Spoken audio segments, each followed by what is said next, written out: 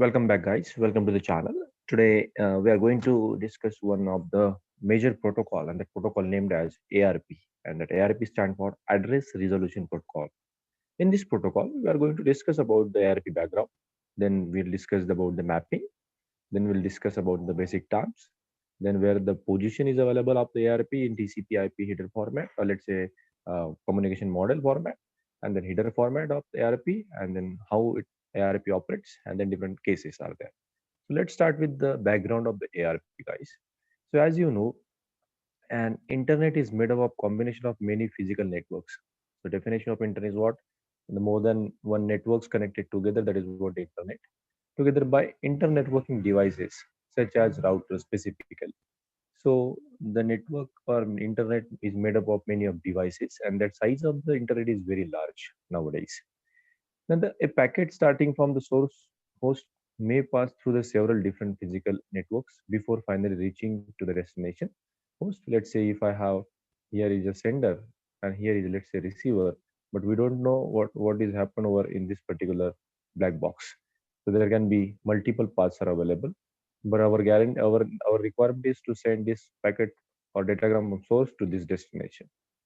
Then host and routers are recognized at the network layer by their logical address. What we have a logical address is what the one address which is going to be assigned to that particular computer or maybe router at the runtime to identify that particular device. Okay, so this is what the host and routers are recognized at the network layer by using the logical address. Then, however, packet pass through many of physical networks to reach to the host or and the routers. So if you, let's say, if a here sender is there and let's say receiver is there.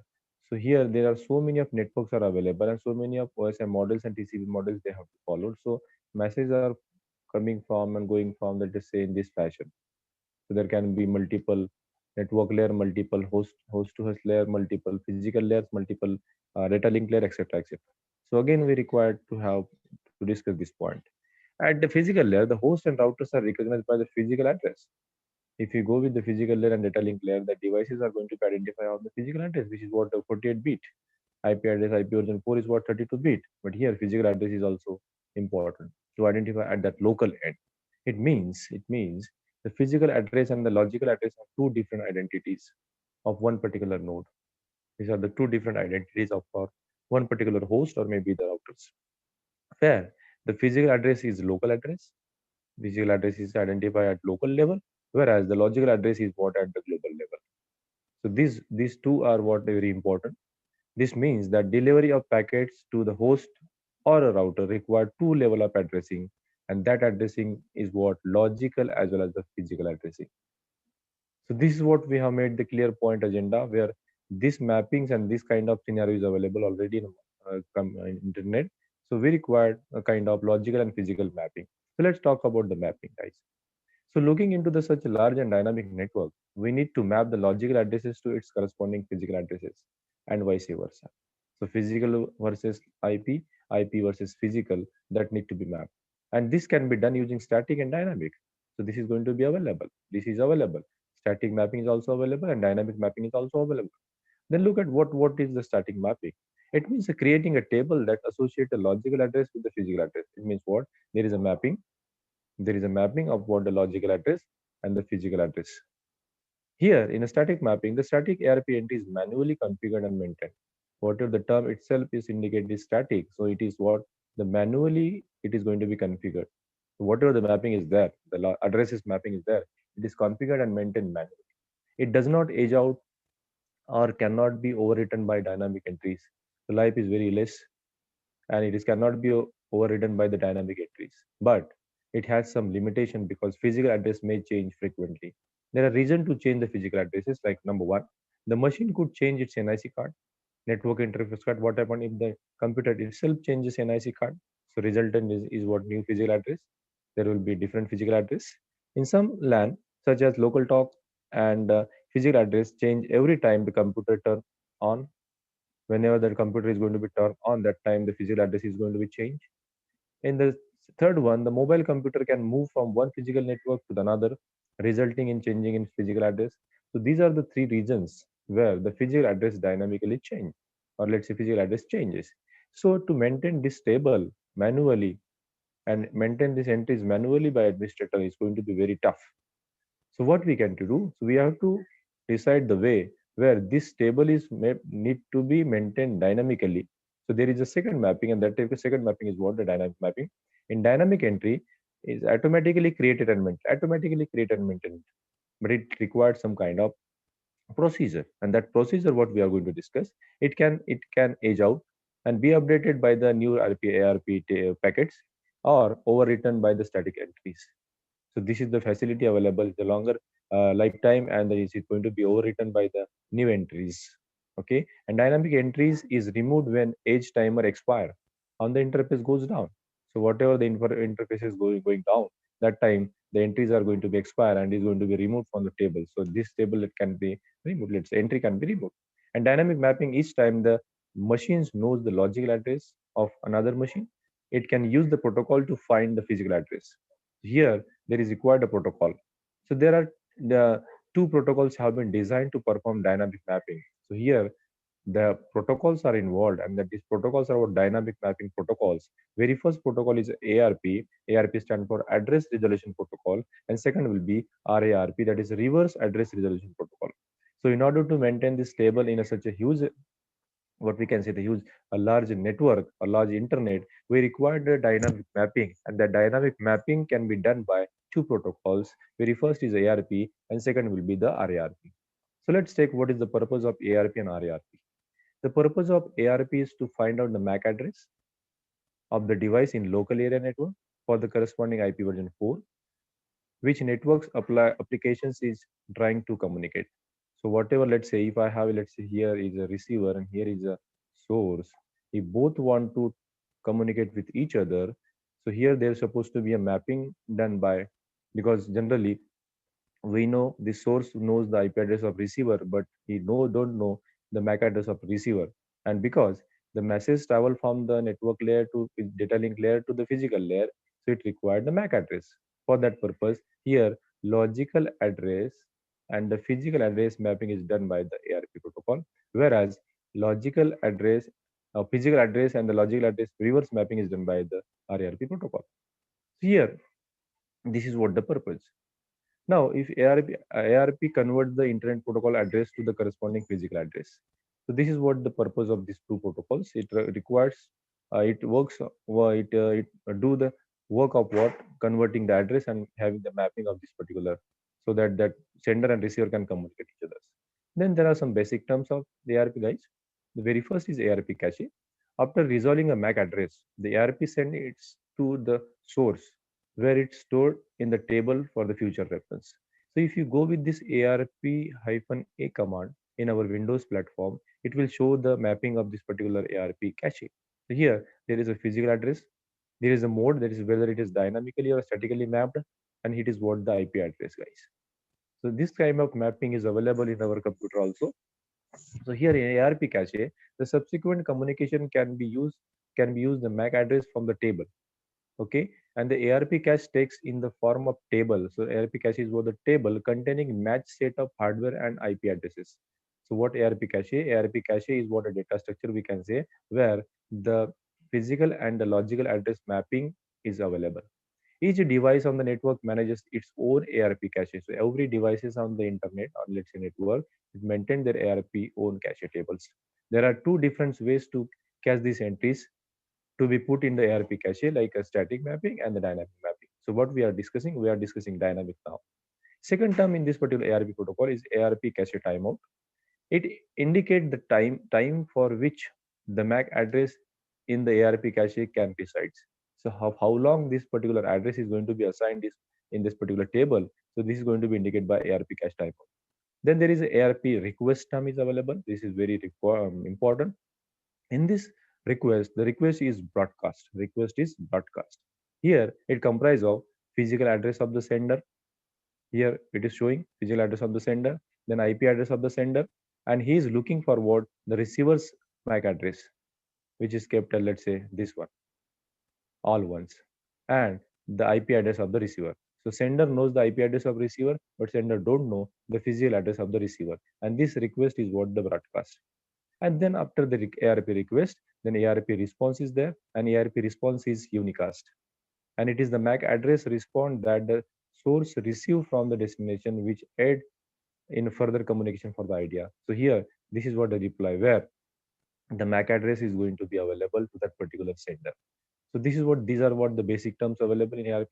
So now there is a position. Here, this is what these slides indicate what where the ARP protocol lies. So ARP protocol is the network layer protocol, and there are some RFCs available. It was in was devised or let's say introduced in the 1982 by RFC 826, and it is further updated by 5227 to 5494. So this is what the position where ARP like IP, ICMP, IGMP protocols are available. So here ARP is available. Okay. Now here there is a header format of the ARP protocol, guys.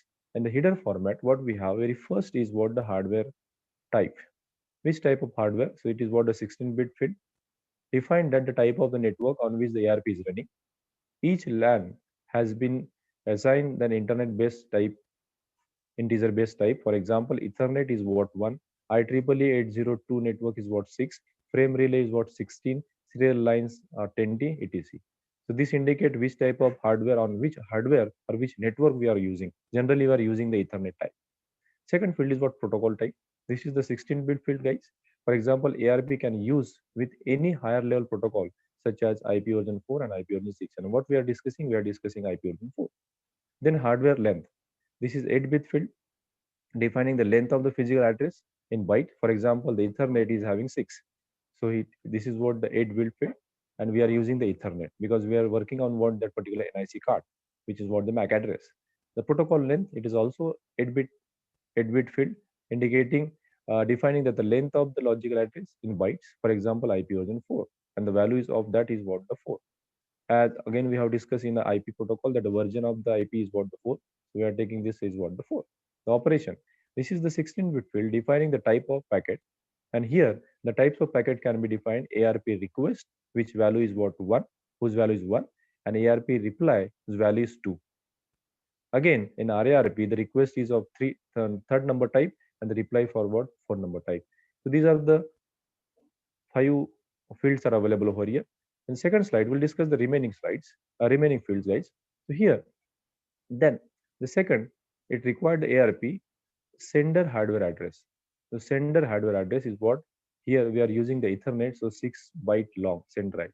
So the ARP request need to put the sender IP hardware address. Then sender protocol address. It is a variable length field defining the length of IP address for the sender. For the IP protocol, the field is what 4-bit long. So this is also field is required. This field also required. Then target hardware address. So target address is what very important, guys. This is a variable length field defining the physical address of the target. For example, the Ethernet, this field is what 6-byte long. For ARP request message, this field is all 0 because the sender don't know the targeted hardware address and does not know this physical address. So this field will be blank. This field will be blank. This field will be blank, first of all. Then target protocol address. This is what the variable length field defining the logical, that is IP address of the target. For example, let's say IP version 4 protocol, which is of what 4-bit long. So this is what the simple packet format of the ARP protocol.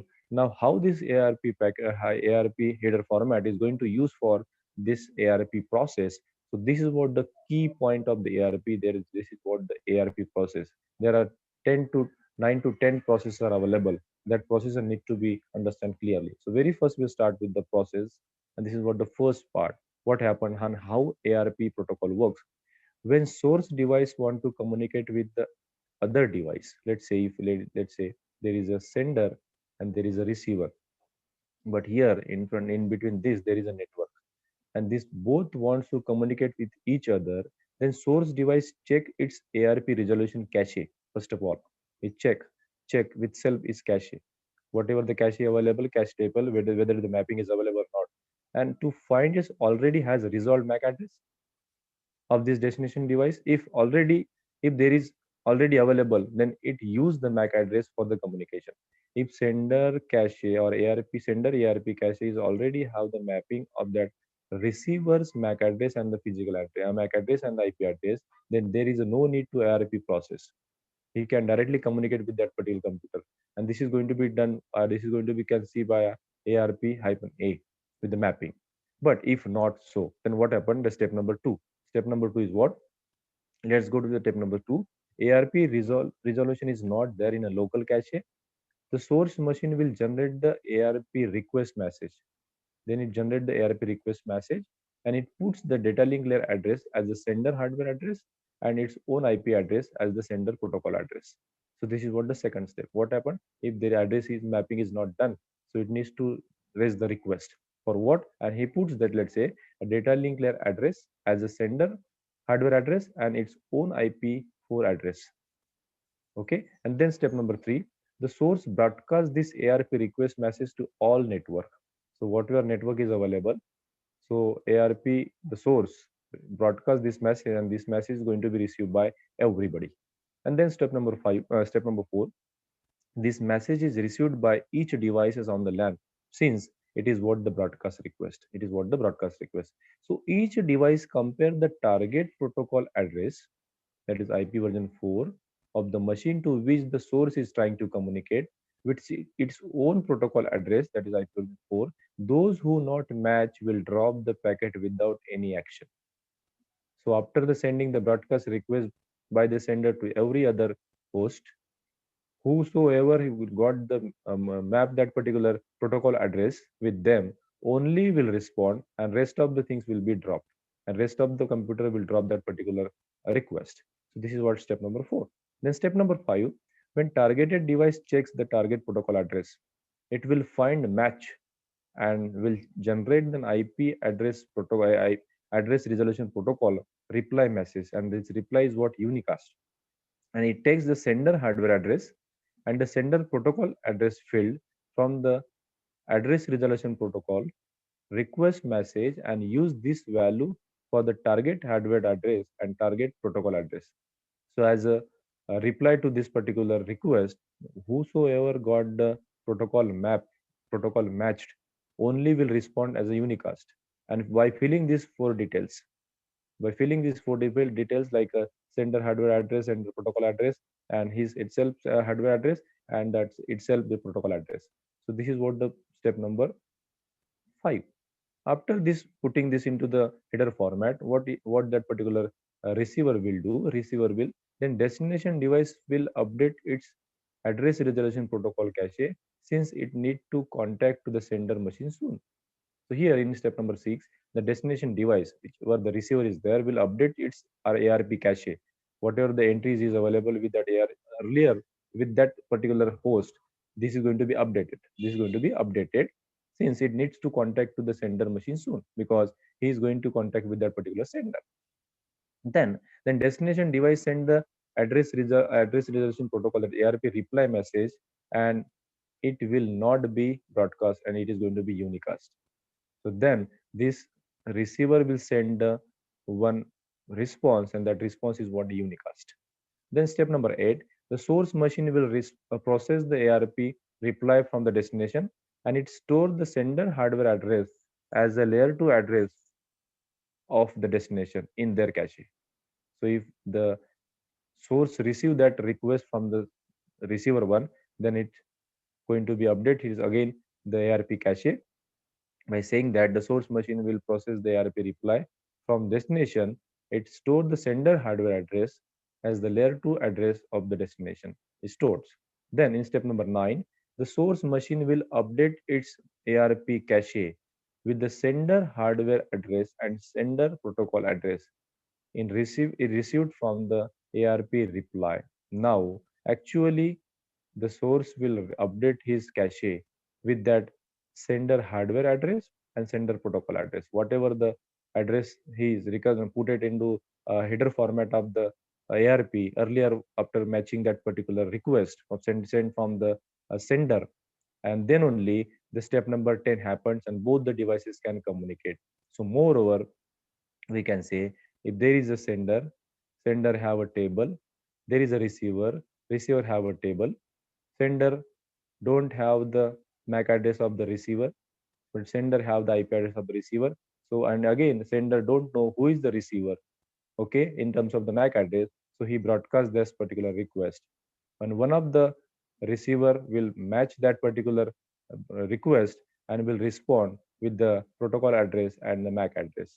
And then both the subsequently maintain their own cache and they are ready to communicate with each other. So this is what the ARP process, guys. This is what the 10-step process is available with us. And this process is very important to understand the ARP, how ARP works. Then at the last, what we have, there are some cases available in the ARP. Case number one is what, let's say sender is a host. Let's say this is what the sender is a host and wants to send the packet to another host on the same network. Okay, so this is what the same network. This is, there is a LAN, the same network, and this is what the receiver. Then what he will do? It uses the ARP to find another host physical address. A simple ARP is going to be used to find the address, physical address. Case number two is available. And the sender is a host and wants to send the packets to another host on the another network. On the another network, let's say if there is a sender available and there is a receivers available and this sender and receiver are available on different networks, then what is going to happen? Sender looks at his routing table. Sender checks in routing table and let's say a cache table.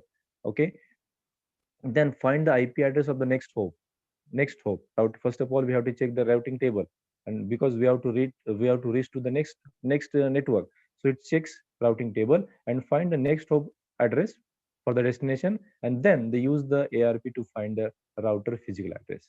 So first of all, they need to check in the routing table because they need to reach to the next network. If that next hop address is found, then ARP is going to be used. Then in case number three, guys, sender is a router itself is a sender, and receive the datagram destination for the host on another network. If there is a router wanted to communicate with another network's host, okay, then router checks the routing table first of all and find the IP address of the next router. So router 1, router 2 wants check the routing table first of all. R1 will check the routing table, then it sends to R2. Okay, it find the R2 IP address, then use the ARP to find the next router physical address. Then it checks the ARP to find the next router physical address. So this is what the case three. And case number four is available. Sender is a router itself that has received the datagram destined for the host on the same network, in the same network. Okay, so there is a router received the datagram for the same network host, any host. Then it uses the ARP to find the host physical address. So here these are the four cases are available. In first one, the sender is a host. The two category, sender can be host, the sender can be router, and here network can be same, network can be different. So here sender is host on the same network. Here sender is a host on, let's say, another network, we can see. Okay, here in the sender is a router itself sender on the another network. And here the fourth case is worked on same network. So this is what the cases are available with this particular ARP. So ARP process is very important, and there are 10 steps are available in order to get the IP address of that receiver, MAC address of that receiver. That ARP process is going to be done, and once that ARP process done, it means what, the MAC address is going to be received by that sender, and on the basis of that MAC address and early IP address, they are going to communicate with each other because the protocol and the hardware address are going to be mapped now, and they can be communicate with each other. So this is overall the process of the ARP and the ARP address resolution protocols. In order to resolve the address, what we have two mappings: static mapping, dynamic mapping. But here we have discussed about the dynamic mapping and via ARP protocol. I hope, guys, this is going to be understood by you. Thank you so much.